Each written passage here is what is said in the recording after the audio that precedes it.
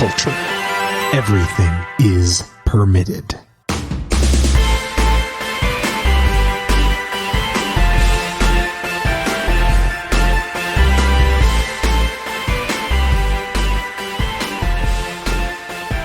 Welcome to episode 64 of Everything is Permitted here in the original EIP studios. I'm your captain and host, Julian Brown, alongside my co-hosts, the man of steel, Matt Reppert, and the master of puns, Brittany Tomes.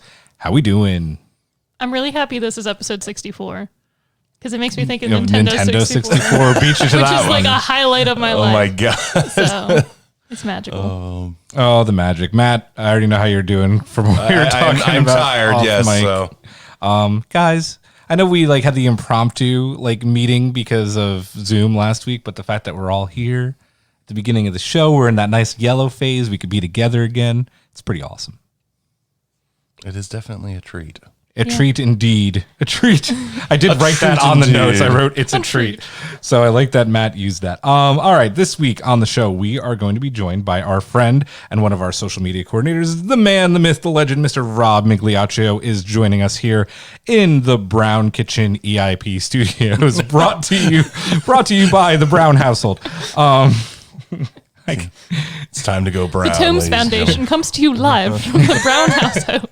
What can Brown do for you? It's going to be like get sued Reppert by Enterprises. UPS now. Well, at least we're not in the brown phase. In the yellow phase. Brown phase was when everybody was running out of toilet paper. I was about to say we're going to the most disgusting phase, ladies and gentlemen. That is one big pile of shit. Oh, man. All right. This week on the show, this is actually Rob's here because this was his idea. We are bringing back the segment, Are You Still Watching? And we're going to be talking about the television adaptation of Snowpiercer, which is currently airing on TNT because they know drama. Jesus Christ. He's full of plugs today. I am. I know all the TV plugs. That's what happens when you're in quarantine for 2 months. So we're going to bring that back. And then Brittany had this idea. We were actually originally going to cover the June 4th PlayStation 5 conference where they're going to be talking about some of the games. And I think finally show us what the hardware is going to look like. They decided to push that back because of everything that's going on in the world right now with the protests and the Black Lives Matter movement, which is very important. Brittany and I and Matt's wife, Heather, were just at a protest yesterday. So that was awesome and empowering. Very empowering. And then, so instead of talking about the PlayStation 5, we are going to be talking about some of our favorite childhood video games, as well as some games that we're playing currently. I think everyone at this table knows what I'm playing currently. Unfortunately. Damn. Yeah, I know. I like the change of pace because now it's not him just ranting about Destiny anymore. Which is funny because I'm going to rant about Destiny. I knew it. So we'll be talking about that as well. As far as announcements, we don't really have any this week. Nothing really going on. Do we want to say anything about what's going on? What's going on? I'll just say this. If you listen to our show, I think everybody knows we don't support racism. We're not fascists. Black lives do matter, and keep sharing Black stories. It's incredibly important. Voices need to be heard, and systematic racism needs to go the fuck away. And if you're racist and listen to our show, fuck on off. That's simple. Ta-da! Yep, we don't want you. That's it. We're going to be not so nice about that because racists can go fuck on off, and that's important to say. All right, on to nicer things. Brittany, let's do some plugs because I was already plugging TNT and UPS earlier. Okay, guys, coming at you, another shameless plug.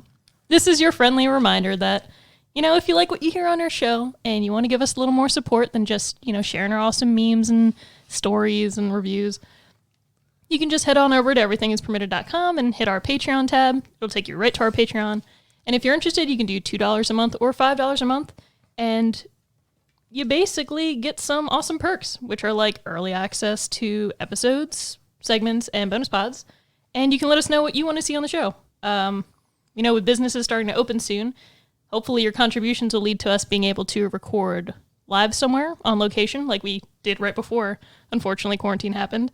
Being able to go to see more movies to review for you guys, and to be able to do more giveaways and really awesome live events, like when we do cool movie nights at Wade's and stuff like that. Yeah, those are fun. So just know your money's going somewhere good when you help us out. Indeed. That's why we can sound so good on these fancy mics. I love our microphones. Like when we crowdfunded. Love you guys. I do want to quickly jump on what you just said about early access to episodes, because the past couple of weeks we just added that perk to I think just the VIP level.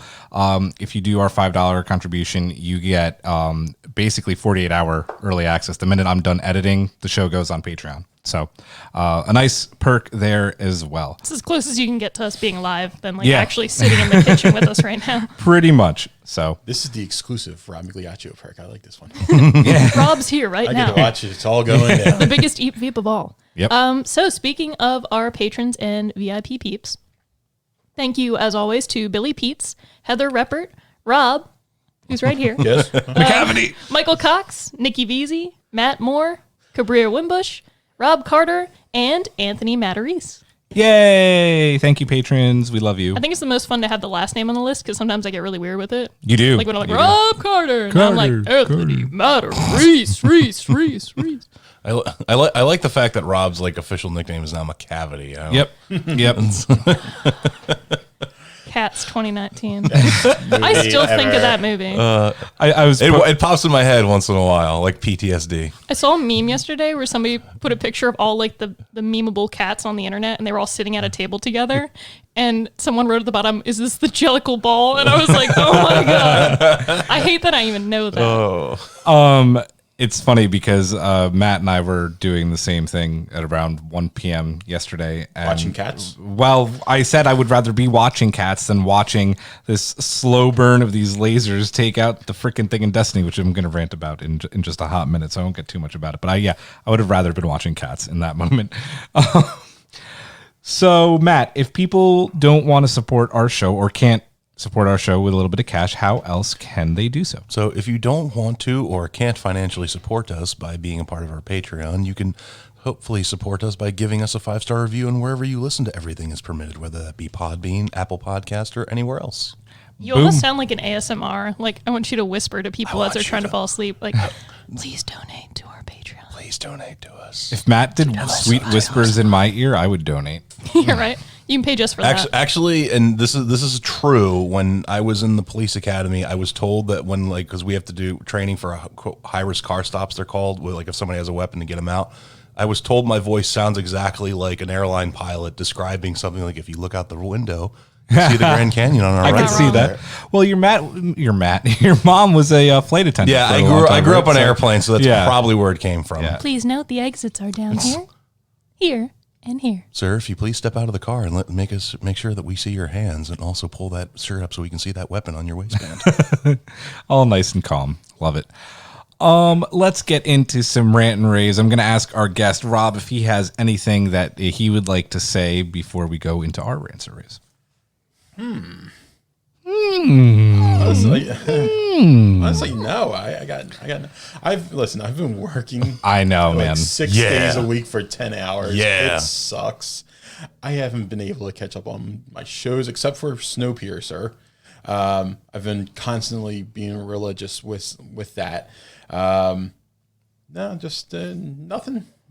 No, I'm just happy. Honestly, I'm happy this pandemic is kind of slowing down somewhat. Of course, don't be an idiot. Still wash your hands, practice social distancing, all that fun stuff. But we're slowly getting back to some sort of, normalcy. I think this is the calm before the storm, to be honest. I hope it doesn't come back with a vengeance in the fall, because I'm just like, oh God, please. Listen, honestly, not again. all the people just need to do is just don't be stupid. Yeah. That's all. That's my little. Don't kiss strangers. Yeah.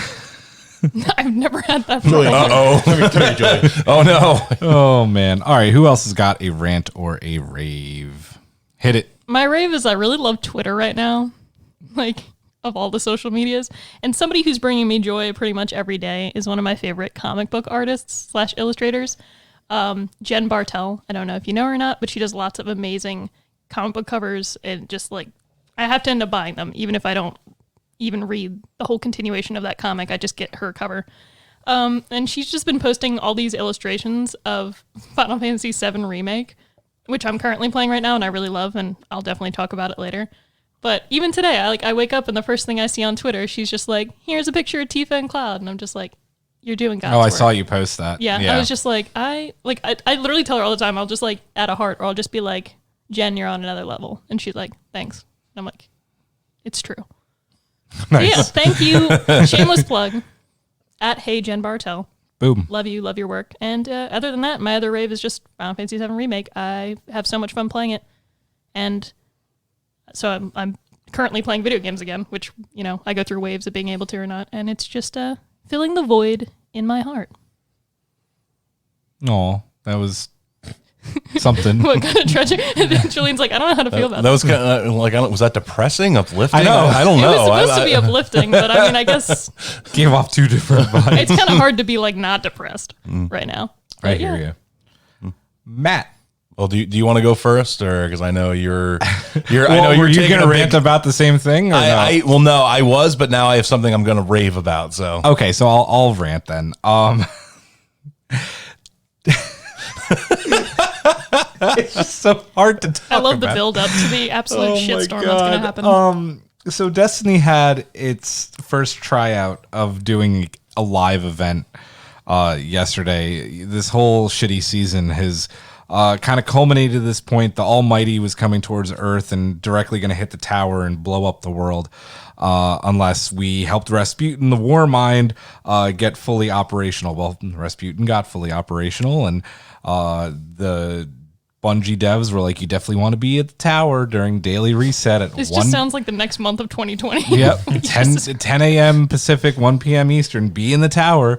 So get to the tower, 1 p.m. Eastern. And I'm just like, you got all these guardians looking up at the sky. Literally, like everyone's looking up at the sky. You have like NPCs like taking selfies of the sky. I took a screenshot of Me one of the too. NPCs with like this with like Yeah. their phone out taking a selfie. I'm like, all right, this is pretty funny. It's like, like 110's rolling around, and I'm like, all right, they're probably like trying to fill the servers and like hype it. And I'm just like tapping my watch, like 130 rolls around, and I'm like, when's it gonna happen? And like I'm like kind of like checking this the biggest prank. Well, the shitstorm on Twitter too. Yes. People are like that meme of like the poking stick figure, like do something.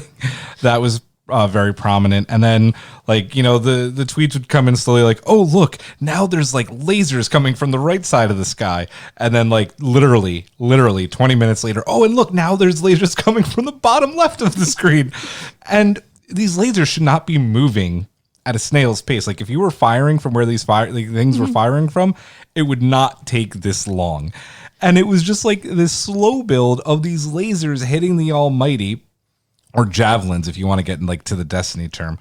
And then like, little firefly like specks of like what it looks like if like there was Debris breaking anti-artillery. Yeah, or like anti-aircraft guns Gotta were give them going time off. to render, man. And they were like going like and then like it's like that for what, Matt? Like half an hour? Yeah, it took a while. And like at this point, I'm like, are they fucking with us? Is it actually going to hit the tower? Or are we going to be forced to like move off planet? Because like I would have loved that. I would have been like, this would have been the ultimate troll move and made me love Destiny all over again if this thing actually destroyed the planet. Because why not? Right? It's a video game. You can get away with this shit. No. So it's like 2:15 at this point. Like this is not what I so want. they're making Alderaan choices by not blowing up the planet.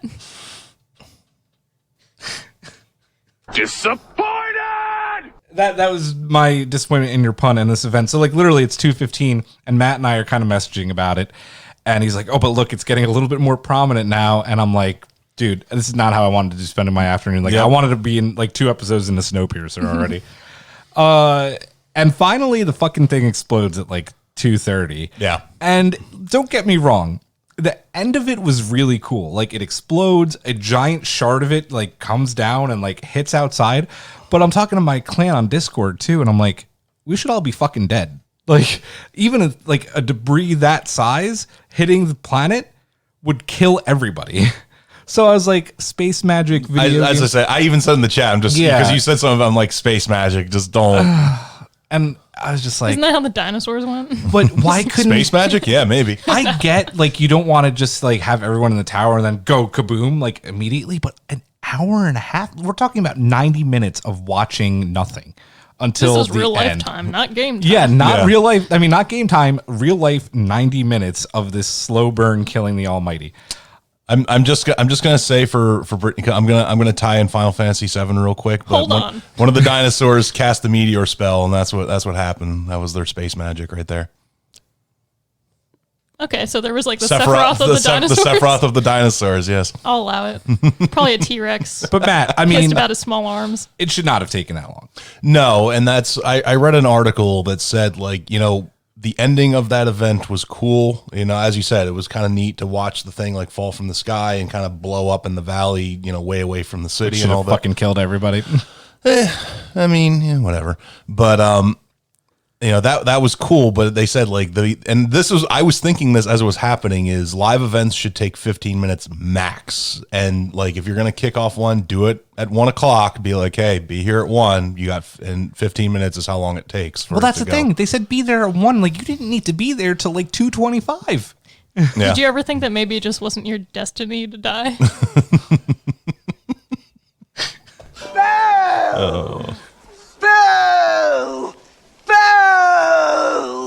I'm just saying it's not that hard for Bungie to make that sort of jump. Well, I guess you'll just have to die another day, About to so. mute your mic for the rest of the episode.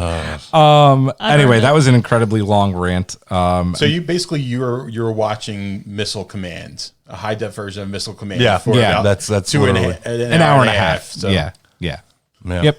Isn't that longer than the SpaceX launch? It was longer than the SpaceX launch, like legitimately 100%, which is what, but Brittany, it's funny you brought that up because I was thinking about that. I'm like, I watched that rocket go into space. These things don't take long. They're going really fucking These are fast. fucking laser beams. Yeah, man. Like, Are they attached to? I mean, I know, I was thinking the same thing. I know Rasputin's really old, but Some ill-tempered sea bass. He's using his dial-up modem to access the sat warsats. Oh, I can hear it now. Good thing sound doesn't travel in outer space because there's no my medium for it. all right, Matt, get to your rave. So I'll rave real quick. I watched the movie Guns Akimbo with Daniel Radcliffe, and what an insane movie that was. It was funny, it was action-packed, and I give Daniel Radcliffe a ton of credit because the dude could have like rested on his laurels and just basically been the Harry Potter guy for the rest of his life. But he actually takes like roles that are just weird and different to kind of like get out from that. Yeah. I love him for it. Yeah, and Guns Akimbo is one of those things. And also, I give a shout out to I'm probably gonna mispronounce Samara Weaving. And Any relation to Hugo? she's his niece. Ah. Yes, I was waiting for somebody to pick that up. That was gonna be my gee whiz, like because I was waiting. But yes, Samara Weaving, she's been in a lot of movies the last year or so. Like I think she's actually like really starting to kind of climb the ranks of like Hollywood That's stuff. cool. Because she was in the movie Ready or Not. I think she was the main character in that, but she plays Nyx in Guns Akimbo. And basically, to put this mildly, Nyx is absolutely insane, does cocaine and just murders people. And like it's pretty awesome to actually watch Samara Weaving, and like she has like metal incisors and stuff like that, and like is tattooed all over, and she just goes totally ape shit on like criminals, and she's just like she's first introduced dual wielding Uzis with like massive drum mags on them while the song, an updated version of the song Ballroom Blitz is playing. Oh, nice. And she's like just killing everybody in the it's Think a I've fun had a movie. fever dream about that one. Yeah, but it's a fun movie. I recommend it. I'm not going to say it's a perfect movie, but it was very fun and I really enjoyed it. Nice. Yeah. Nice. Very cool. I'll add it to my list. Indeed. All right. Anybody have anything else? All right. Well, then it is time for The Permitted Minute. Your permitted minute. the permitted, permitted minute. And we are going to go here in 5, 4, 3, 2, 1. Mr. Gaeta, start the clock. This past week, footage emerged from the canceled 2012 Avengers game from THQ. Ah, what could have been. In the ongoing saga of Ruby Rose leaving Batwoman, the show will not recast Kate Kane, but have an entirely new character take up the cape and cowl. Shortly after the release of this episode, Bungie will be revealing the next chapter in the Destiny 2 Season Pass. It looks like production on The Witcher Season 2 has been given the okay to resume. Cue Henry Cavill grunts. Fuck. In a not so great look for Sony Europe, the company has been fined $3.5 million in Australia due to controversy surrounding the PS Store's refund policy. During an interview with Jon Favreau, the Mandalorian showrunner confirmed the second season of the hit show is still slated for an October release. Also, fans excited for Destiny 2's first live event, the destruction of the Cabal's Almighty, were left yawning as the event lasted an hour and a half with about a 2-minute climax. Boo. Yeah, I don't know if Brittany's laughing at climax or something I'm just else. laughing. Nothing is fine. We're good. No, say it. You can't leave it hanging. I can't make this joke on a podcast. You absolutely can make this joke No, I on a was just hearing podcast. like an hour and a half and about a 2-minute climax. Damn. It just sums up like every time you hear about like these guys that just don't even know where the clitoris is, and it's just like, I think that's absolutely appropriate for our and you're podcast. just like, Everything is permitted, goddammit. the women are just like, okay, it's Netflix and chill, but I'm just watching Netflix at this point. Oh man, God. awesome. With that, what do you I'm what? still laughing about what I just said. Oh my God. Sorry. I love It's it. just the way that you're like, it was like this long drawn out thing, and then like, oh man, so many people have lived that every day of their life. Oh, Can't relate. Jesus. So, new segment, Nerdy Sex Talk with Brittany. No, we've I done like that it. before. I ranted about superhero sex and never again. I will say is that I watched. Have you ever heard of a YouTube channel called like Screen Rants or something Yep. like that? Yes. Have you ever seen their pitch meetings? No. Yes. They're My funny. God. They're I've seen funny a as couple of them. The yeah. Inception one, yeah. But I watched the Inception one, but they did one for Rise of Skywalker, and he's just like, so that means the Emperor like got busy with somebody. He's like, oh God, you're right. Like now that's all I can think about. Like, do it. Oh God, that's all I can. You definitely said that. Dude, people need to go back to our, I don't remember what episode it was, but Palpatine sex. where we Palpatine sex. talked about Palpatine. I think we were trailblazers in that. Hashtag Palpatingle. We're still keeping it going. Hashtag do it. Do it. And Matt famously talking about Palpatine. Would you like some wine? Shmee. Wine and dine. I can't. I'm so sorry for everybody I just asked to join our Patreon. And they're like, what's this episode about? It is about Are You Still Watching Snowpiercer? Which is an excellent segue because that train goes. I'm about to make another sex joke. Right into the tunnel. That train really pierced something. Hey-o. Oh my God. Oh, Jesus. My soul already left my body. I was going to make that joke on the chat, but I was like, nope, not going there. Not going My there. jaw actually hurts from like smiling. I haven't been around people. It is. Like I'm just smiling and laughing so much. It is Snowpiercer. Are you still watching? Rob, this was your idea to do this version or this edition of Are You Still Watching? What made you want to do this specifically? So, so it actually started a couple of weeks ago, right before Snowpiercer was premiering. Saw a couple of the trailers and whatnot, and I was just like, this could be good. I know we've talked about. I've heard Brittany talk about the actual movie Snowpiercer by Bong Joon-ho, famously, of course, with the director of Parasite, which we kind of bashed in the beginning, and then we just absolutely loved. I never not bashed. Brittany. Just Julian really bashed just out me. of pure shock at the Oscars. Yeah, But I was just and then like, loved the film. hanging in. went But to see we it together. loved, honestly, we really loved the film with that. But so then I think it was a couple like I said, it was a couple weeks ago.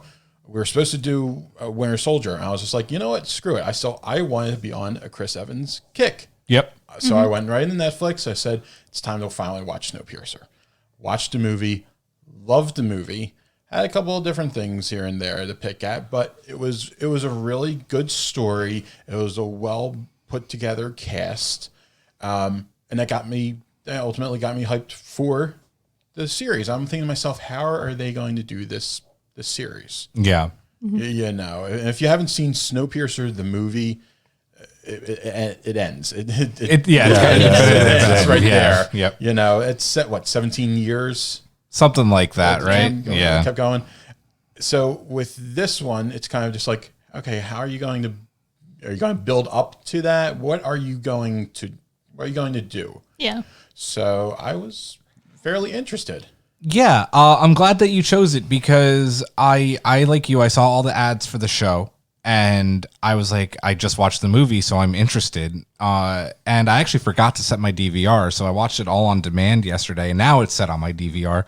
Well, episode 2 got effed up because of freaking golf. Oh, did it? Yeah. Oh, well, I'm glad I didn't DVR. I'm sorry if we have any golf fans here because of that. I never understood how people watch golf. I've watched golf It was before. because of that. It was Matt, you have a voice for golf. Well, no, And now, I've always goal made number I've always 7. made this crack about golf announcers because I always say like they sound like they're standing right next to the guy, but they're in like another city, like calling it like we're going to be very quiet because we might disturb Tiger during this putt. You know what's a weird word?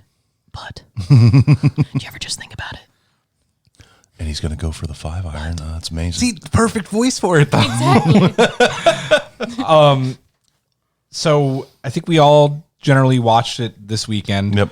I'm just gonna say it right off the bat. Like episode 1 pulled me right in. Like I really enjoyed it. I enjoyed the timeline, and I'm just gonna say this now because we try to do "Are You Still Watching" without spoilers, but there's such a big, amazing twist that we need to talk about it. So I'm giving it right now.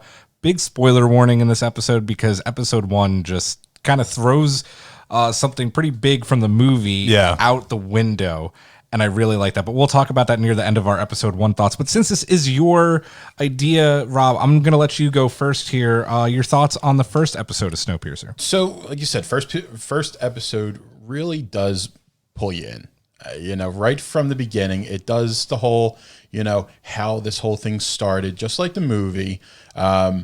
But then you just see it, just like everybody just trying to get on the train, and you see everybody. You see the first class and the second class, being in lines, and then you just see all the tailies, the people that have no tickets, no nothing.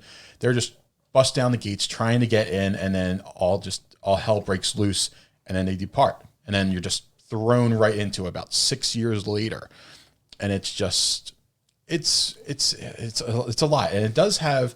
The first episode, I felt, really had a lot of tie-ins to the movie itself, which was nice. It introduced, the characters fairly quickly, but gave them prompt time to say, okay, this is who this is. So I respected that. But yeah, I thought, like I said, it was a well put together episode to get you, say, okay, maybe if you haven't seen the movie. I haven't seen the movie.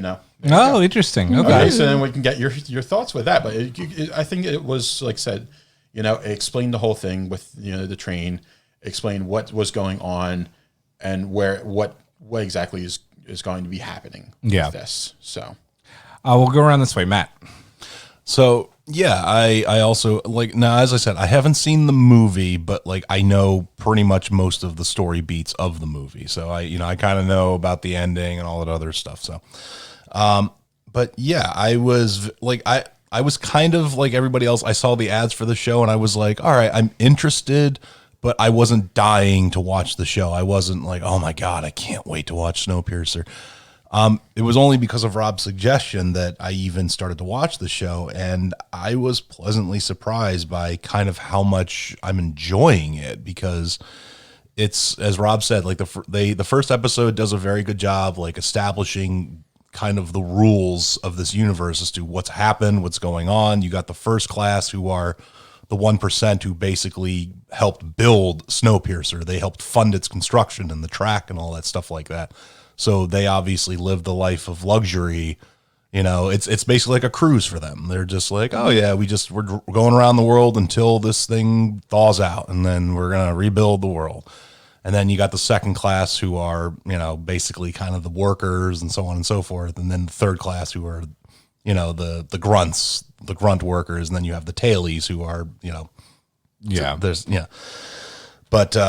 But yeah, I enjoyed the first episode. I know we'll get into it, but the twist, I wasn't as big a fan of that, honestly. I felt that there could have been something more interesting done with it, which, as I said, we'll get to in a little bit. But yeah, that was kind of the first episode did a good job at pulling me in. I'm trying to think of what else even needs to be said about the first episode.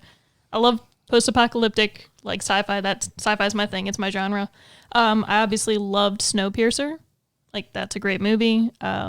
of course, you also had like Tilda Swinton and Chris Evans that had amazing performances in their characters, which obviously this doesn't have because the main character is different right now. And you also have Jennifer Connelly. I don't know. I really liked how it opened. It had that animated opening, which I thought was very cool because it talked about how the weather changed at first.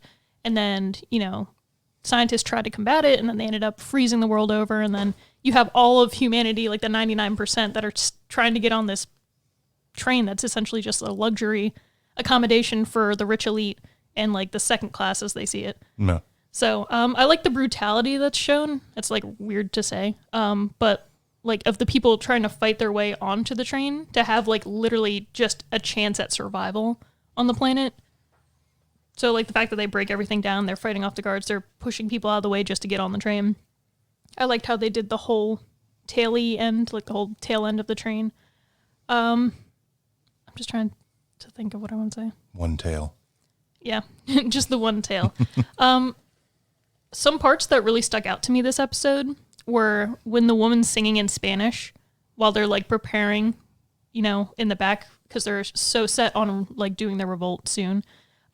Because like if you know Spanish, like what she's singing about is really tragic, but also hopeful. So the fact that they all drum to it, even if they don't know what she's saying, like I thought was really powerful because it shows how like united they are. Yeah. And I really like how the show shows the dichotomy between the rich and like the poor and working classes so well. Like it's such a stark contrast that whenever it flips over to show you like Jennifer Connelly is now walking around and interacting with the upper class, and then it goes back and then Daveed Diggs is talking to people about starting a revolution. Like it's so stark that your eyes are like have to adjust real quick because you're like, oh, it's really bright right now. And they have, everything's so clean and like cut and it's really awesome. Well, that's why I think with, like you said, with the light and the darkness of contrast and whatnot, when Daveed Diggs' character first enters the third class cabin and he just sees the sunlight just come in and he's just like blinded by whoa. it. Yeah, because he hasn't seen light in years. The one thing I was just looking up with the continuality of this show, maybe you're going to bring it up. Gillum, who John Hurt played, was like the head muckety muck of the back of the tailies and whatnot. We haven't seen him. Yeah, it hasn't been brought up, and it's you kind of think that would have been like. I know that this is a prequel. It's a reboot, and I know this is a prequel and a reboot. I'm wondering if this is completely different because of the twist that we're going to talk about. If he's going to be a major part of it. I kind of read that this thing it's a reboot, so it's not going to build up to the movie the way it makes it sound. And it's already been renewed for a second season. So what's her name though is a younger version of Tilda Swinton's character, right? I think so. That's still her, right? Yeah. Well, the thing is, I think she's just that character, right? But it's not necessarily that she's young. This is only 7 years difference, so she like. I was going to say the same thing. She's going to grow into Tilda if we were going to see the same characters that are going to happen in the movie, they would have shown them at a younger age here, or we'll show them at some point in the series. That might be way down the line. They can leave it open because obviously maybe in this version, this first revolt they have doesn't work, and then there's another revolt 10 years later. Well, which they do mention in the movie, one thing about this first episode, a few things that I love about this first episode, like you guys mentioned, the animated opening was really cool, and I like that they explained a little bit more about exactly how the freeze happened. Like it wasn't just like they shot the things in the air and boom, it was like minus 140. It was a slow, like it was getting colder and colder, and like they were talking about how they were going to try and like wait it out and how it was like just negative 40, which is still really cold. And then finally they're like, no, this is going to get worse and worse. And they try and, get on the train and get the tailies become the tailies. I like that. I do want to say I absolutely love Jennifer Connelly and Daveed Diggs right now. I think that the two of them are very good. They're definitely the core of the show. Yeah. Everybody else, I like that the cop that Daveed Diggs is working with, both of them. Yes. The bald guy, Mike he's been in O'Malley. Yes, he's been in a bunch of stuff, and I can't Fucking love pinpoint Mike it, but O'Malley. he's really good. Guts. He's Guts. Yeah. Guts from Nickelodeon. No, I know Guts, but that's Mike O'Malley. Okay, I didn't know that. Wait, was that the announcer? Yeah, he was Oh my that's God. really Guts. funny. Throw it over to Mo. Guts. But I did what I really liked because listen, the whole point of the Snowpiercer movie is showing this initial revolt, right? And like them moving up the train and how Mr. Wilfred at the end of the movie talks about this is not the first one. There's been like, all these and they were all planned by me. The fact that they opened the show with one, I thought that was really important. How the tailies are always trying to get up the train. I thought that was important because it is such a huge part of the film. That's like our society all the time. Let's talk about the massive change and how Matt said that this is a reboot, and this is your big spoiler warning. 3, 2, 1. At the end of the episode, we see what's her name in the show? Melanie. We see Melanie walking into the control room or the engine of the train. The engine room is completely different. It looks like an actual it looks like Almost like a cockpit. It looks like the cockpit of like maybe what you would see like on Air Force One, like right before you got to the actual cockpit. Like they have that whole command center. And you find out that Jennifer Connelly is Mr. Wilfred. And I was like, damn. Technically, there is no Mr. Wilfred because I think that whoever is running the train at that point is technically Mr. Wilfred. Yes. Yeah, like it's but just I think Melanie is kind of the only one that's really in control of the train. Well, she puts on like an MIT like hoodie and stuff like that. Tells me like she's obviously like educated smart. and she's the one who kind of designed the train because she's. I mean, we're kind of stepping into a later episode, but when there's damage to the train, like she's down there saying like, all right, let's look at it and figure it out and blah, blah, blah, blah, blah. I think we're going to, Segue. we're going to learn a lot about her and how much she had to do with the creation of Snowpiercer. Because it is just Wilfred like Industries. Yes. So. You said you didn't like the plot twist that much. I didn't because at least not that early because you could have done so much more with having this idea that Mr. Wilfred's somewhere up at the front of the train, working, stuff like that. And you could have had that moment later in the season where, say, Daveed Diggs or whomever gets to the front of the train, like, I want to see Mr. Wilfred, and she just kind of sits down and just says, like, that's me. Yeah. Like, I'm Mr. Wilfred. I kind of like that they did it so early, though, too. because it adds to her character in a really cool way.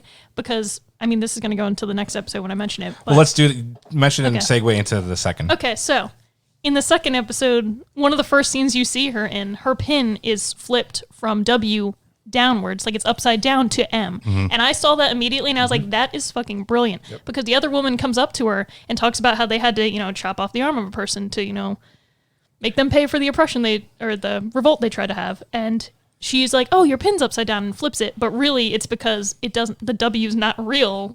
Like, Yeah. what is her name? Melanie. Melanie is in charge. So that's why it flipped to an M.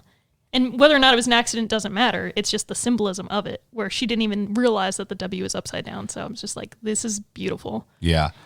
And Go ahead. And Jennifer Connelly's performance, she does so well at walking the line between somebody who's supposed to be like hospitality and is just slightly not sinister enough for people to suspect her. Like, people fear her because she's a sort of authoritative character. Well, she in has- all parts is second in command to Yeah. Mr. Wilfred. And she has these authoritative moments, but like we know that she has a lot more control than they even think she has. So like seeing her walk that line, and there's certain scenes where like she acts like, and you don't even know, maybe she does care more than she thinks she does. Like, it's just really cool to see the dichotomy of her character and the fact that we know that she has been in control of the train and is in control of the train more than anybody else thinks. I would like to piggyback on that too, because I actually don't think that she's going to be like full on evil bad guy. I think that she's going to kind of walk that moral tightrope, and I don't know if it'll be like a full, like she's eventually just going to become like a good person. But I think at least for the first season, we're going to see her kind of like cater to both the tailies and the first class and try and do it until probably something bad happens later in the show where it may make her go full Darth Vader or full do it Palpatine. So yeah, let's move into episode 2. Now, one thing we didn't mention yet is the fact that Daveed Diggs, his character, the whole reason that we get to see so much of like the first class, second class, third class is because in Before the World Ended, he was a Chicago PD detective, and there's a murder on the train, and that's why he's brought up. So the second and third episodes kind of deal with the fact that he is, investigating this case and trying to gain the trust of Melanie. Got it that time, Melanie, and these other, what do they call them? The officers that aren't the brakemen. The brakemen. So let's go into episode 2, and we'll go around this time. Matt, what did you think about episode 2? So once again, like episode 2 was interesting. I liked the whole the thing of, I think it was the third class have like taken this car and like all these cargo containers they've cut up and made like almost like these apartment looking things, like these very like. I'm a sucker for like darkly lit, claustrophobic, like science fiction-y type stuff where everybody's living on top of each other and all that. Like one of my favorite things ever to look at photos of is the Kowloon walled city from Hong Kong from back in the 70s and 80s. So this kind of fit in that aesthetic where it's like, just the underbelly of people just trying to get by. Also, the whole thing of like basically, I felt bad for the cows in this episode. Me too, I felt so bad for the damn cows. I was like, when that happened, I was like, oh, yeah, the cows get insta freezed. yeah, like that entire car gets insta freezed. Oh man, because of that, because the window gets broken. But wouldn't that You think just the- mean you think that the window would be a little stronger? a little stronger? But wouldn't that also mean that you could just Break any window. hit the defrost on the microwave and just use that beef? No. Freezer burn, Julian. By Freezer that burn. Okay. argument, the arm of the lady they stuck out the thing they could also eat. Thank you for bringing the I was going to say, cannibalism. I do like Just like suck on that. how like a they little end candy. and begin each episode because like it makes it very bingeable. Because the end of the first episode, because of them rioting, they're like, we have to take an arm from somebody because that's what they do. And the way they do it, they start off the next episode and they were going to take it from that young girl, Oh, little it was girl so that, brutal. Oh, Yeah. even when that girl's even in that scene to pick up the hand and like run it to do the Yeah. little console, I was just like, get this girl out of here. I'm so worried. Yeah. But yeah, her mom steps in her place. They shatter that arm. Yeah, I mean that was a hard scene to watch, and just like, and you just see her just like watch like, because they keep going back to her and being like, okay, she's not doing all that great, it kind of like. Yeah, well, I mean, if you had your arm frozen and then just bashed, Yeah. it's not Yeah, even but then like a it kind of, clean like- cut off. Yeah, but then it starts to get like infected and all that fun stuff. And the that's- I things don't you think do that's- for drugs, Yeah. for your family. Yep. Oh, Unfortunately. yeah. God. That's no, The abuses of power, We're, like, we're they're getting accurate into in episode this. 3 there a little bit. I know. Yeah. I'm sorry. Well, no, that's okay though, Put it because out. there's not already that know. much. Episode 3, I would argue, probably has more going on than episode 2. Especially, the one thing that we see in episode 2 is, Matt, you were talking about the third class and the cargo containers, and how third class also has the night car, and how David Diggs' character gets reunited with his ex-wife, and they have a little shindig. Gonna be Sex is alone popular now. in this episode of EIP. Get it on in that, like, I almost On want the to call night car. Was it the first episode or the second episode where the woman was like diving in the tank and like, First episode. first I think? episode. because that all called me the off nudity, guard because I man. was No. like, It was the first episode because the lesbian in me was like, is Jennifer Connelly's character going to be lesbian or this lady? Yeah. And then we get to episode 2 or 3? 3. Yeah. Just kidding. I'm getting too far. So that girl in episode 1, that's just like the sushi chef. Is she the same one that's in episode Yes. 3? Yeah. Yes. Okay. I don't think she's forget what just a her name sushi is. chef. I think what her she name has some. They're never just sushi chefs. some larger role. We know that from. But we do in episode 2, and I do like that you're getting backstory on David Diggs' character. They go in that like sensory deprivation wave room and Yeah. get it on, and is his name Devon or Diggs or is it Devi Diggs? David David. Diggs. Devi? Okay. And then, even though it was a flashback, you still get like the hot, steamy sex scene. I mean, the train's not a steam engine, so we got to get the steam somewhere. Ooh, well done. The train. The train has chains on it too. But you do get that backstory of like how they got together and married and kind of what separated them. But episode 2 is kind of more of like, I think, a setup for episode 3. I think in episode 2 we also learn about the fact that the guy who's running the drawers where people get imprisoned is also like, he sold the drug they use. Yeah, I'm not sure if that's 2 or 3. I think we learn in 2. We learn slowly. learn in Yeah, 2 that but he then sold. 3 Yeah. focuses on the drug. It goes And- into big into And 3. talk about Chrono, which is the drug that we see Keeps in them the under. film. Yeah. So going into episode 3, and then Brittany, we'll start with you this time. What did you think about? Oh, I was this just gonna touch episode 2 more. Oh, I'm because, sorry. Touch on episode 2 more. So episode 2 definitely focuses more on him being the last remaining like homicide detective in the world. Like that's why Yes. they even bring him up in the first place. And you see a lot of he's gonna agree to this, but only so he can help out the tail. So he hopefully wants them to be moved up to like 3rd class accommodations. You know, like actually have the same reproductive rights, eating. Like he'll make that agreement as long as he can get that for them. But did you notice? I guess it was more or less towards the end. He saw another kind of like Taily and said like, Yeah. "Hey, get this back. Get this." That's what I was map going to back talk about. to them. Because he agrees to it so that way he can learn more about the train so that they can continue their revolt.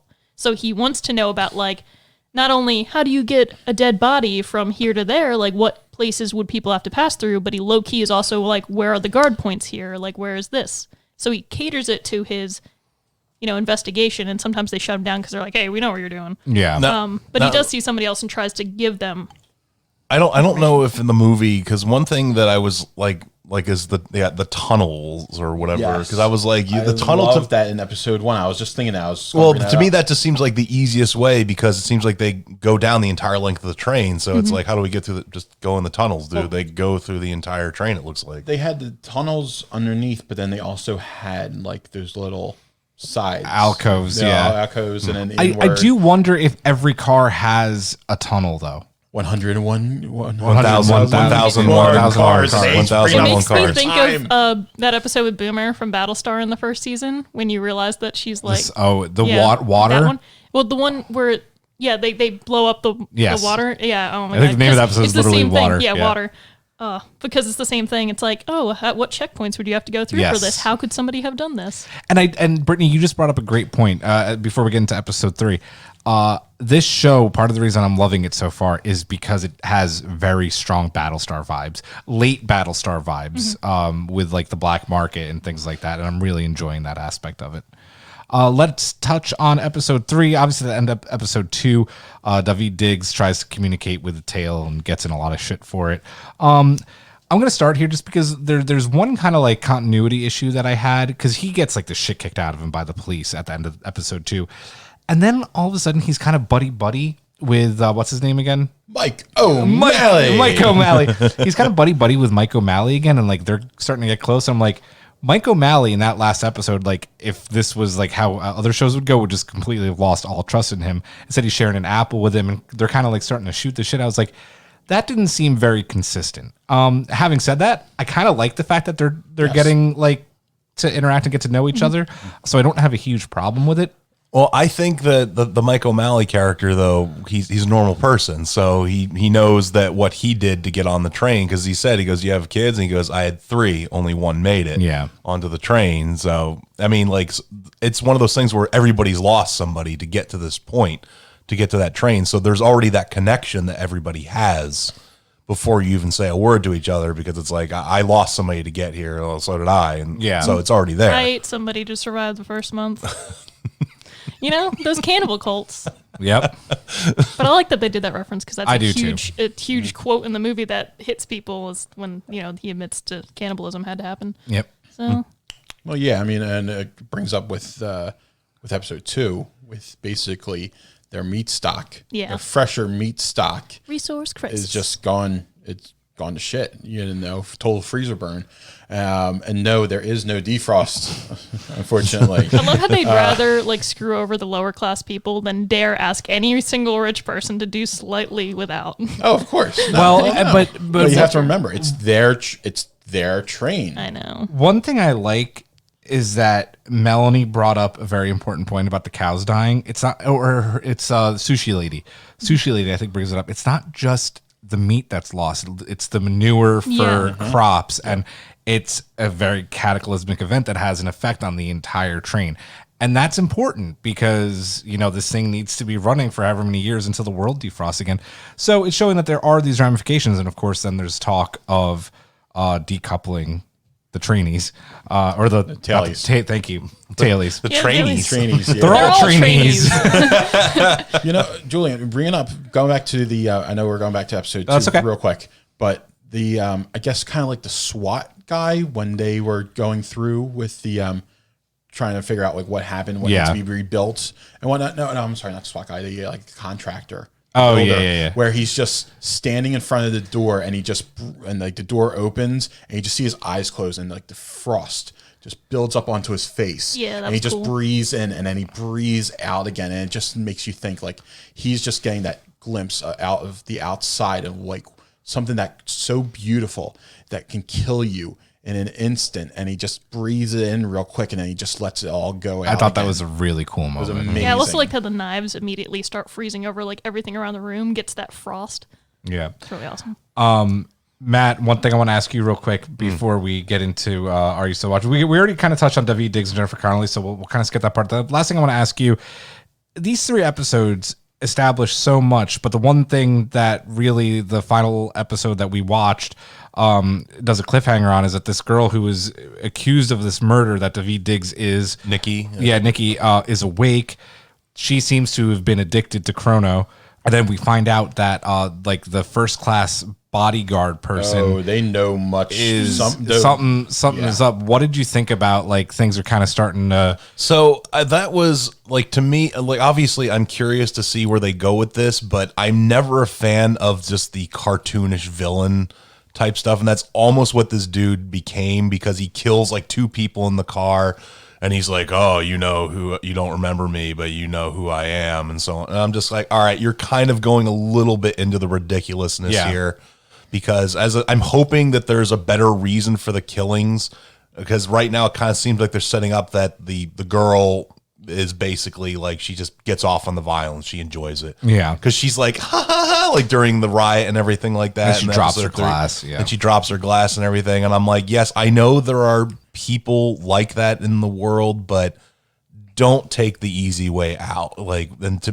just make her a bad person. That's what she is. Like, it would be more interesting to have, you know, like there's like a method to the madness, so to speak, and all that. But and also like that whole time when that whole scene was happening, when the dude was like murdering people, I'm like, there's no cameras, there's nothing in The this flashing train. light in the background. Yeah, like there's no. Dramatically turns. Yeah, there's nothing in this train. Like they never have cameras or anything set up. I mean, that's where I was a little bit more let down by the end of the episode, Right. You know, because also I'm like, is this dude gonna kill her now? Is that what's happening here with this little cliffhanger? But so she's the girl in first class. I don't know her name off the top. Yeah, of my I don't head, know it either. But she's one of the few that dances the line between first class and that third class area with, you know, like the little wall city Mm-hmm. and whatnot.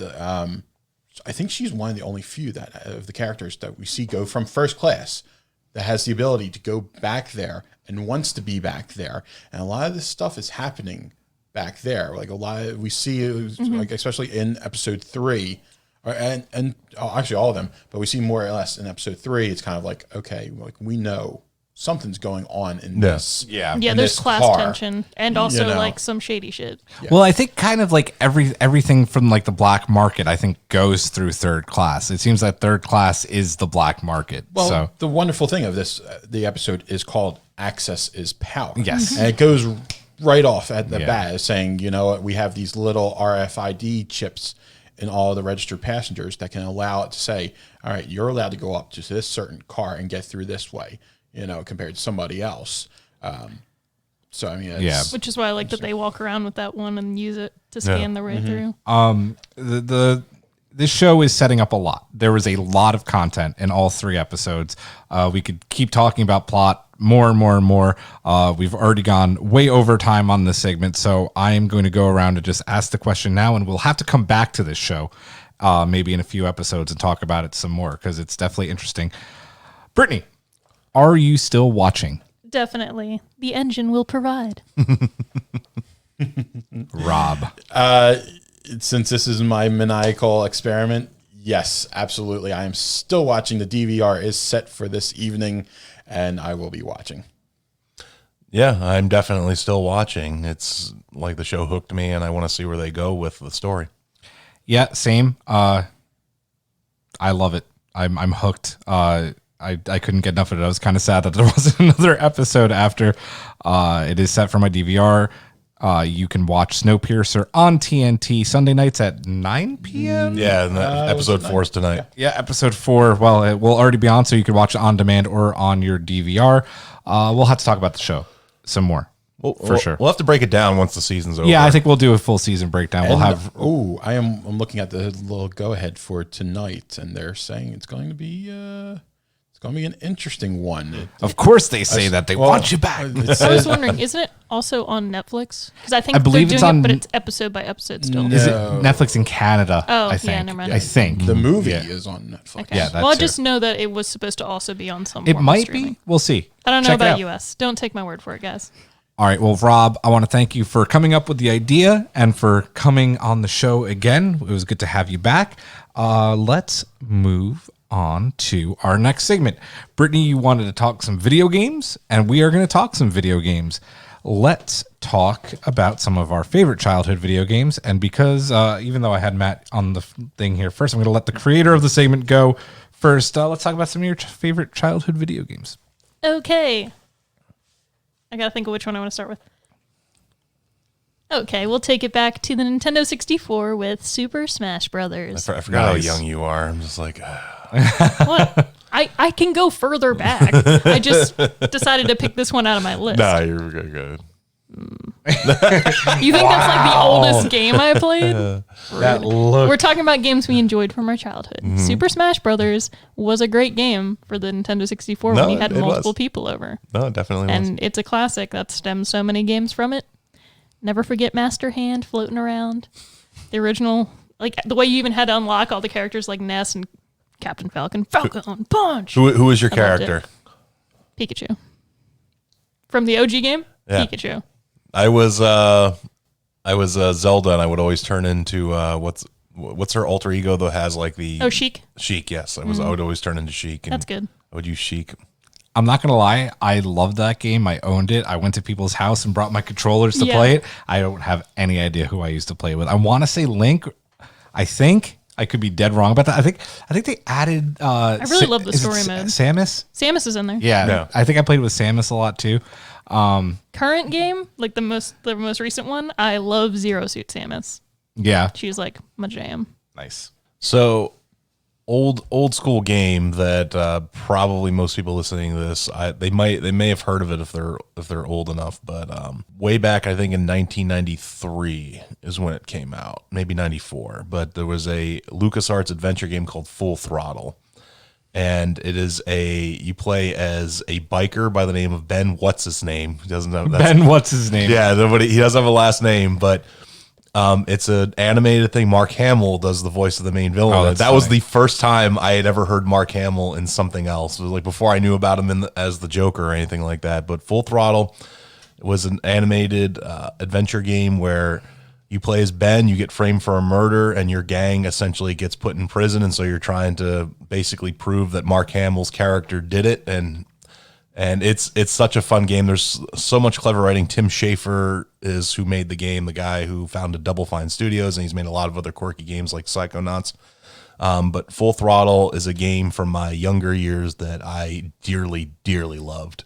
I've never heard of it. It sounds like a lot of fun. What was it? PC? Yeah, you can get it on goodoldgames.com, and as well as Steam also has it now. But they remastered it for modern PCs. But My biggest problem with like old games and they port them or they do something like I can't go back and play them. It's like I'm so used to coming up with like everything that's weak. new.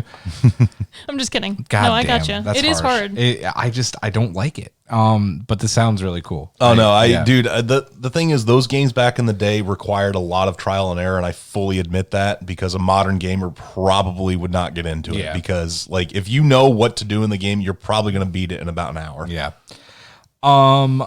I have to. This is going to sound so cheesy, and I don't care because whenever someone asks me like, "What's like one of your like favorite childhood games?"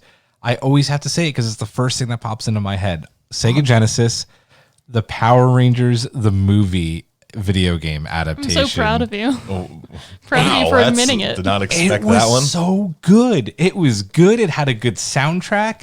Like it was challenging, but you could beat it. And like, dude, back in the day, like it was harder to beat video games. Like, No, it was. like You couldn't even save. No, you couldn't save. And I just loved this game. It was so much fun. And I mean, like, I loved the Power Rangers as a kid. So like getting like do Zords and the White Ranger and fight like cheesy ass Ivan Ooze at the end, like I think on the moon. That sounds right. Dude, it was yeah, because like there's like a whole cutscene in the game like where like the Zord is flying into the sky and you're like chasing Ivan Ooze onto the moon. Rita Repulsa. Yeah. It was so much fun. I really enjoyed that game. So I think what we're gonna do is we're gonna do childhood and then current and then childhood and current until we run out of time here. So Brittany, let's now go to a current game that you're playing. Well, now I feel awkward because I should have said Final Fantasy VII for childhood. Because I'm currently playing Final Fantasy VII Remake and absolutely loving everything about it. It's an amazing reimagining of the story. I haven't finished it, obviously. I know some things occur, so we'll get there. But I just love seeing these characters in this beautiful, just the amazing technology we have today. Like, they look so lifelike. There's so much more depth to their characters and their backstory. You know more about even, like, Jesse and Wedge and Biggs. You only, like, talk to them for, like, 10 minutes. Did you just in the say game. Wedge and Biggs? Yes. Like, as Jesse, in- Biggs, and Wedge. Yes. There's 2 Star Wars characters in there in this game. That's like apparently. an on-purpose thing. That's I'm funny. pretty sure. I don't know. I love it all. I love the fact that I've played the original game so many times that I know like the layout of everywhere. I know where to find, you know, like, oh, if I open this cabinet in this person's house, like this is going to give me an elixir or whatever. And it's not that way in this game because even if you go into their house and the setup's still kind of the same, like, oh, I just like how they change things so that way. Yeah. Like it would be boring, I guess, if they would have made it to today's standards but kept it exactly the same. I think people like what were they've done. worried that they were going to do what they did with the game and like update it too much, but it seems everyone's happy with the updates that they've Because made. it's just kind of like across the board, everything. Like the Yeah. gameplay, all the updates they did, it just like flows really well. And I'm just like happy to be back in Midgar again. Yeah. It just makes my heart so full. So full. So I actually just completed it in terms of I got all the achievements done. So it's one of the few games on my list that I've done that is Mark of the Ninja. It's called. It's a downloadable game. It's an indie game. It's stylish as hell. It's fun. It's, you know, you play obviously a ninja. It's set in this futuristic science-y fiction world where basically your clan gets attacked by this dude named Karajan, and you're essentially given this tattoo which gives you abilities, but it also is slowly poisoning and killing you, and you're hallucinating. And you're basically said, like, go and save the clan, go kill this dude, and then you find out there's more going on with the clan afterwards. I mean, you have all these abilities. There's light, you know, there's like lights you can shatter with like bamboo darts and everything. It's a fun game. It's not going to take you a ton of time to beat it, but in order to like get through everything, like it requires repetition, and it's a lot of fun. I recommend it. It's worth a buy if you don't own it. Nice. If anybody is paying attention to our YouTube channel these days, everybody knows what Here we go. I'm currently playing. I have devoted most of this quarantine to getting good at Modern Warfare Warzone, which is their battle royale. It's highly acclaimed. Everybody's loving it. They just delayed their next season, unfortunately. I think it's coming probably next week at this point. I've been having so much fun. I play with our friends from Geeks with Kids a lot. I have a couple of friends locally that I play with as well. It is so much fun. And I don't know what to say. I hate the idea of battle royale games. Like, I don't like the idea of Fortnite. I put my feet in the water with Apex Legends and it was fine. Brittany's laughing at The me. water was just fine. It was fine. Apex is fine. We tried the Battlefield 5 battle royale. It was really boring. It was awful, and I hadn't touched a battle royale since. And this whole COVID thing happened, and Warzone was free. I downloaded it, and I've given them way too much of my money He's now. never looked back. I've never looked back. I've had a blast playing with it, and you could see how much ass I'm kicking and how many cars I'm using C4 on our YouTube channel. Shameless plug. So, Warzone, check it out. It's free, so no reason not to. That's why Julian's looking me dead in the eye, because I just had fun playing it for a little bit, and I Yep. was like, Oh, that wasn't was just regular Warzone. Don't worry. Yeah, multiplayer, don't worry but- about that. Warzone is fine. not nearly as fun. Yes, Well- it is. That's a lie. I don't know. Back to some classic games. Well, you said childhood games. They're not always going to be classic That's in my true. case Sorry. because there's a 10-year Sorry, difference back to between us. childhood games. I'm just saying because I'm going to get shit on for everything I say because I'm going to be like, oh, well, I really enjoyed. Okay, what did I really enjoy? So much, but I know you guys are going to be mean. I was not mean. Okay, He was, I'm going to put he was down thinking it. the very first Kingdom Hearts game. Was the first game I got for the, it came like my parents got me a PS2, well, me and my brother a PS2 for Christmas, and then got us that game because we like wanted it so bad.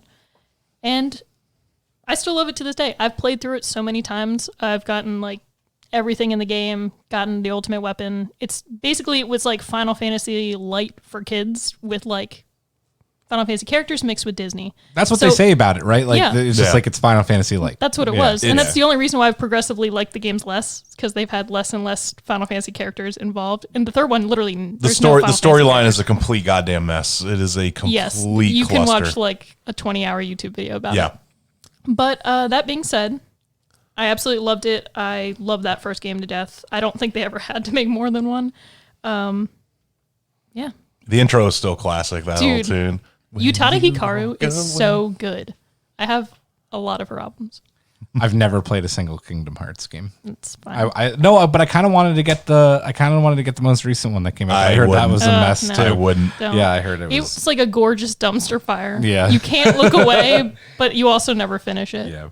I know some people did. I couldn't. Yeah, I couldn't. I played a little bit of it. And I'm just like, I think I got I'm not really a third enjoying of the way this. through, and I was just like, I don't care for these Pixar worlds. I don't care about what's happening. I'm Yeah. done.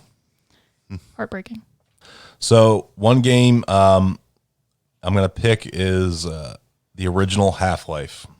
If you have never played it, I guarantee you, if you've played some kind of FPS within the last 20 years, it has been influenced by Half-Life. Half-Life did so much for the genre, and in terms of the way it told story, the tram ride in the beginning of the game, and Steam, like, which is the PC gaming, like, it's kind of the juggernaut of PC gaming.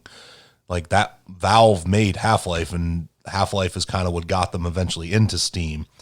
And Half-Life's multiplayer was fun as hell. Like, we did, my brother and my friends and I would do network parties back in the day, which, if you're a young kid, you have no idea what the hell that is. Land. Yeah, I know what a LAN party is. yeah, but The land before time. The kids still know what LAN is. I don't know. I might ask some of the younger kids that I work with if they Gen know what Z a will LAN bring it party back. is. Maybe.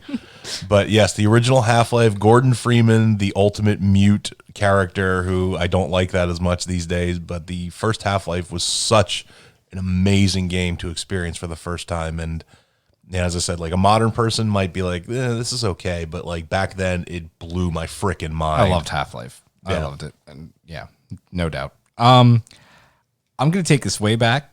Not way back, but way back enough. PlayStation 1. And the only reason I'm bringing this game up is because I spent a lot of late nights with my stepbrother John playing this game. I think I've mentioned it on the show once before. I think when I did mention it, I didn't remember the name, so I just looked it up to make sure I knew what I was talking about. Do you remember Jet Moto? I remember the name. Jet Moto was like a jet ski game, but it had like crazy maps. Not jet skis even, like just like weird, like, it's hard to explain, but it was like a really fun racing game, and it had like good like early 90s like alternative music in the score, and you could just spend so many late nights playing it. It was so much fun. For a minute, I thought you were going to talk about Jet Set Radio Future. Yes. Which was so good. Yes. That's a childhood fave. I'm actually going to see how Wikipedia here describes it because I'm kind of curious. It's a racing video game developed by Single Track. And they were fictional hover bikes instead of wheeled motorcycle. Because I guess back then doing a wheeled motorcycle could have had some like performance issues on the PlayStation 1. Probably. So they did hover Like, bikes what's a instead. circle? Yeah, exactly. So Jet Moto, so much fun. Back to current gen. I think we got time for one more round. Oh god, I wrote down so many games I'm not going to talk about. Okay, currently, I recently finished the Tomb Raider trilogy, and I talked about it before. I've played so many Tomb Raider games, so you can lump those in with childhood games as well. But I really enjoyed this newer trilogy, the fact that it's like this awesome origin story for her, and I hope that they make more. I know the third one had some slight differences from the other ones that some people weren't feeling, But I still have hope in Crystal Dynamics and where they're going with this current Laura. The first one is a masterpiece. I bought it for both the PS3 and then when they did the remaster, I got the remaster on PS4 because it was that damn good. So yeah, I'm with you at least on the first game. I know that I've already talked about it. I still play Destiny 2. When you get a good team together, it's such a fun time when you're doing a raid and all that, and you get a team that knows what they're doing, and you can just shoot the shit and have a good time and mess around and all that stuff like that. And I still enjoy the story elements of Destiny 2, and I'm curious to see what they're going to do with it because, now the pyramids have essentially arrived. And what, Jupiter now? Yeah, like you saw the shadow crossing Jupiter and all that. So, and from what I've seen of the trailers, you're going to Europa, which is one of Jupiter's moons, I believe. Yeah. I love Europa. I did a project on it when I was a kid, and I talked about how it would be the only place that could possibly sustain human life if we could develop technology where we could reach the liquid part of the core or heat it up slightly. I thought that was Titan that had the frozen. Nope, Europa. Oh, okay. I had a pop-up display and everything, boy. Nice. I was telling you. Paper mache Europa. You're like, yeah. I'm gonna piggyback off your Destiny 2 talk because as much as I've been shitting on the game lately, because I think everyone will agree that this season has been a little underwhelming. And yeah, shit. I booted back up into it last night after the very long, the hour and a half long live event. I decided to catch up because I hadn't played in I think like a month. So I did the Fellwinter's Lie quest. And what's great about that is I'm mainly now just a solo player, and that's how I enjoy Destiny the most. So you had to get 1,000 shotgun kills. So I literally threw on podcasts that I wasn't caught up on, played the podcast while I was just aimlessly killing people with a shotgun for 2. I did it in segments. I did 50% in the afternoon and 50% in the evening. And I caught up on my podcast and played Destiny. So you can't really complain. It was fun. So yeah.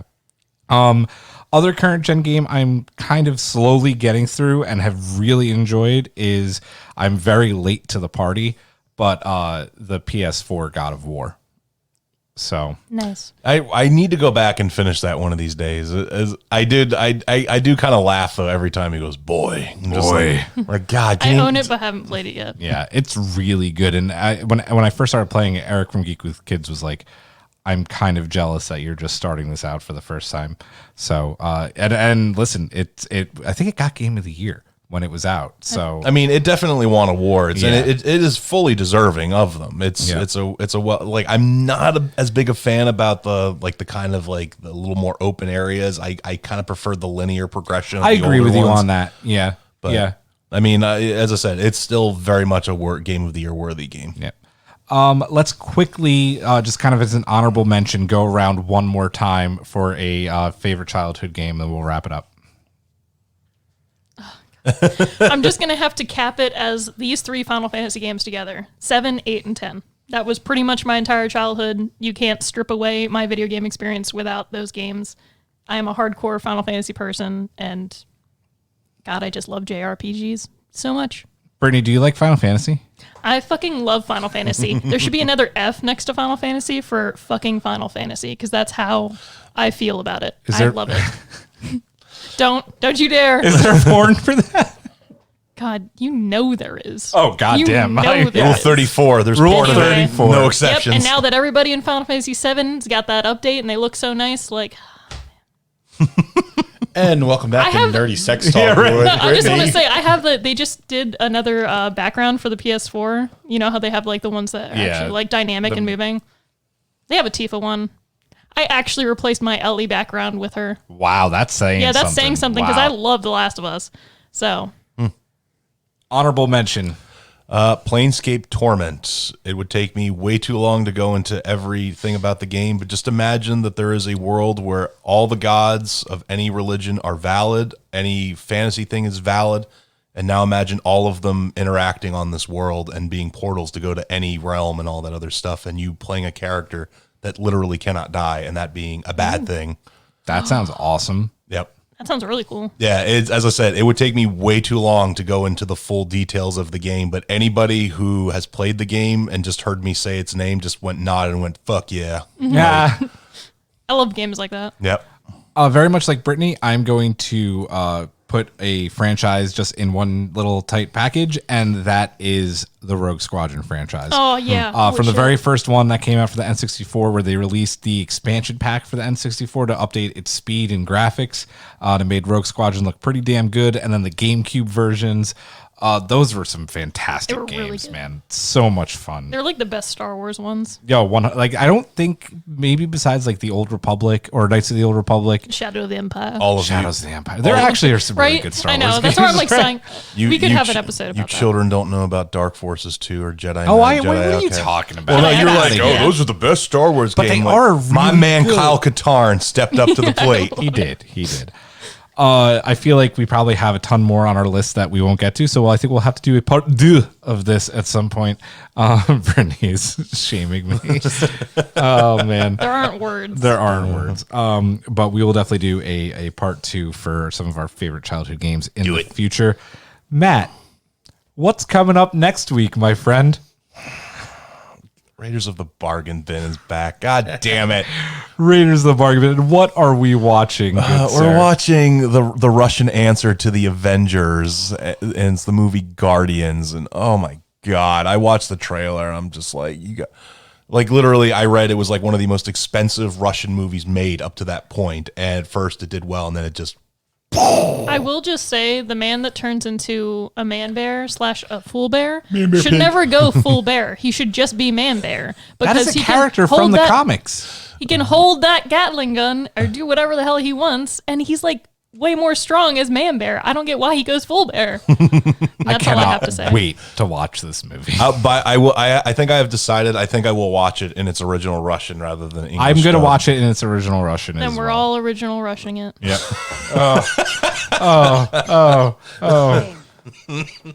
Shame. It's Britney, bitch. And that's how. And to that we say, do svidanya. Do svidanya. We will see you next week for Raiders of the Bargain Bin. For Matt, for Brittany, I'm Julian. Have a good night.